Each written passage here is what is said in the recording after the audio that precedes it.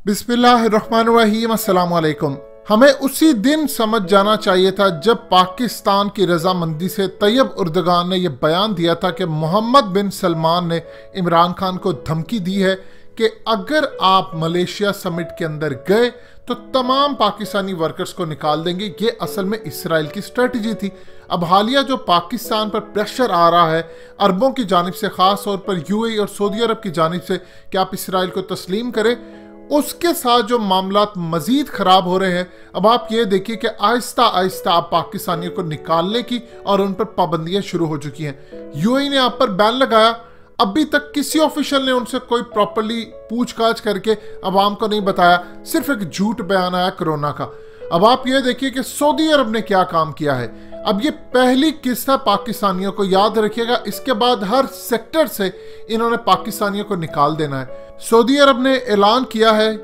मजीद discuss करने से पहले इस वीडियो को लाइक करें, हकीकत टीवी को सब्सक्राइब करें और बेल आइकन पर जरूर क्लिक करें कि तमाम सऊदी अरब से पाकिस्तानियों समेत गैर मुल्की इमामों को निकाल दिया जाएगा और आज के बाद बड़े बड़े कमर्शियल प्लाजा, शॉपिंग मॉल्स और अहम जगहों पर सिर्फ लोकल सऊदीज इमाम रखे जाएंगे और मौज़न भी रखे जाएंगे वही जो सिर्फ लोकल सऊदीज हो, यानी जो अक्सरियत इनमें है वो है पाकिस्तानियों की। ये चीज़ ध्यान में रखिएगा।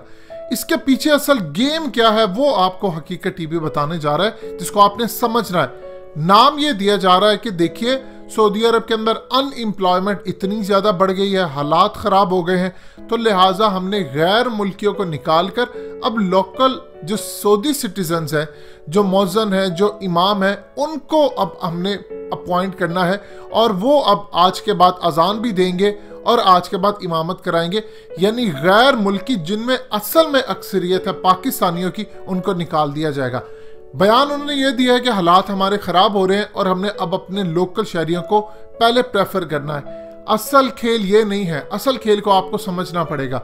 असल में ये इसराइल को तस्लीम करवाने से पहले सबसे बड़ी रुकावट अगर कहीं हो सकती है तो सिर्फ 2-3 जगहों पर हो सकती है।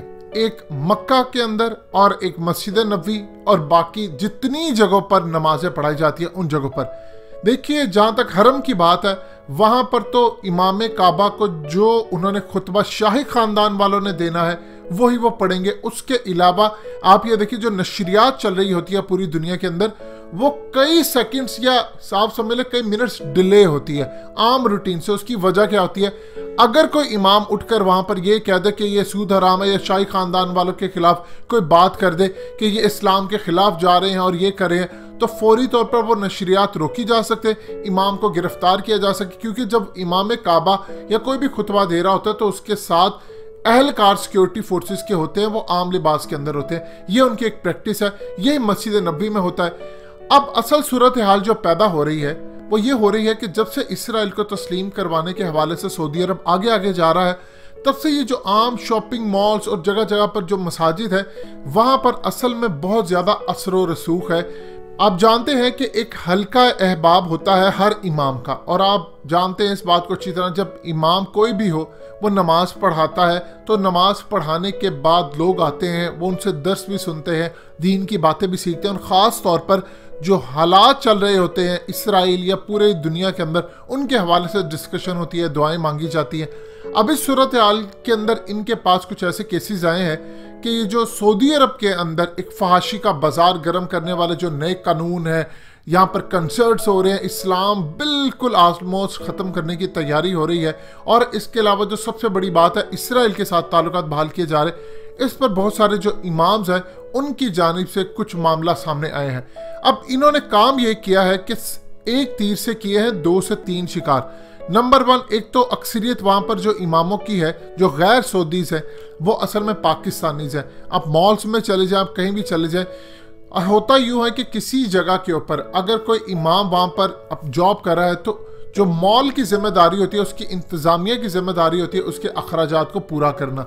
लिहाजा इस सूरत हाल के अंदर आज के बाद एक तो पाकिस्तानियों को और गैर मुल्कियों को भी निकाला जा रहा है, अब वही इमाम वहां पर रखे जाएंगे जो सऊदी हुकूमत जिनकी इजाजत देगी। यानी अगर इंतजामिया ने कोई इमाम अपॉइंट करना है, मौज़न को अपॉइंट करना है, तो वो पहले तमाम उसकी तफसीलात हुकूमत को भेजेंगी। हुकूमत की सिक्योरिटी और उनके जो नुमाइंदे हैं वो इसको वेरीफाई करेंगे और उनका पूरा इंटरव्यू करके उनको बताएंगे कि आपने सिर्फ इस लाइन के तहत आप पढ़ा सकते हैं, आपने वहाँ पर कोई पम्फलेट नहीं देना, आपने वहाँ कोई बात नहीं करनी, ये आपका दायरा कार है, और उनको अपॉइंट किया जाएगा।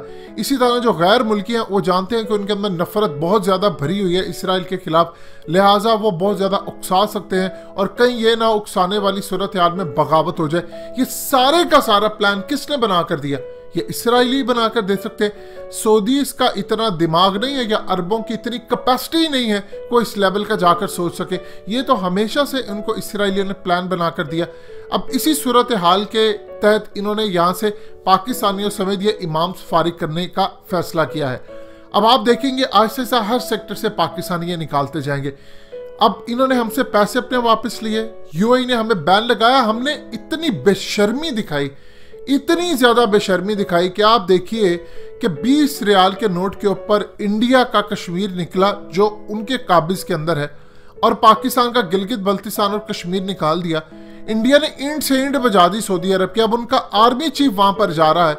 हमारी सूरत हाल देख ले कि आपका फॉरेन ऑफिस बात तक नहीं कर पाया सऊदी अरब से, क्योंकि आप डरते हैं, आपने उनसे पैसे लिए हुए हैं। इसकी वजह से सऊदीज आपको गुलाम समझते हैं। अब यहां पर सूरत हाल ये सामने आई है कि इंडिया ने दबाव डालकर वो नक्शे चेंज करवाए, लेकिन आपने ना उनसे बातचीत की और यूएई ने आप पर अनऑफिशियल बैन लगाया।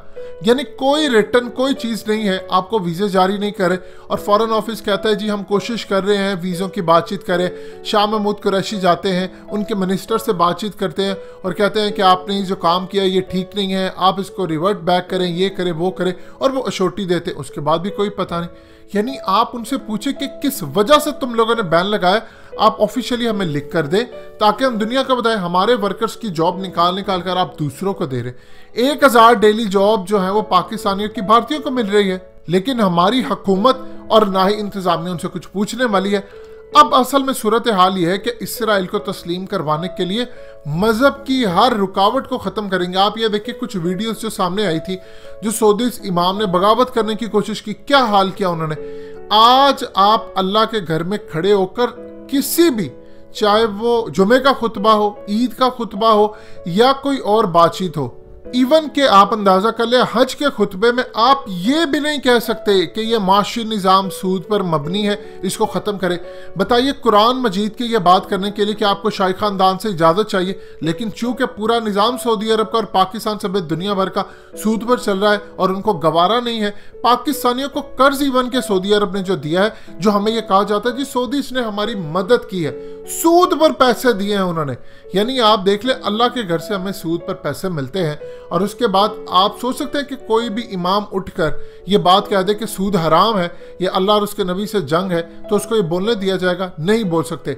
आप ये नहीं बोल सकते यहाँ पर खिलाफत रास्ता का निज़ाम कायम किया जाए, यहाँ पर इस्लाम का निज़ाम कायम किया जाए, ये तो चीज़ ही हराम है कि बादशाहत हो, बाप के बाद बेटा, भाई के बाद भाई, ये चीज़ तो इस्लाम में जायज़ ही नहीं है। आप नहीं बोल पाएंगे।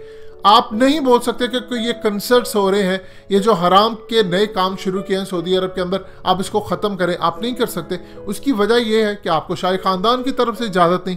अब आहिस्ता आहिस्ता आखिरी जो रुकावट थी दीन की, कि ख़ास तौर पर पाकिस्तानी और गैर मुल्की जो हैं वो आकर बात करते हैं, उनको भी हटाने का फैसला किया है। ये तो अभी शुरुआत है। अभी आप देखिए इसराइल इनसे क्या क्या करवाता है, और ये करवाने के बाद वो पाकिस्तानियों को पैगाम भी देगा कि अब ठीक हो, अब भी तस्लीम कर लो मुझे, अगर नहीं करोगे तो मैं तुम्हारी ईंट से ईंट बजा दूंगा। ये अभी तक इसराइल के पाकिस्तानियों को धमकियां मिल रही हैं।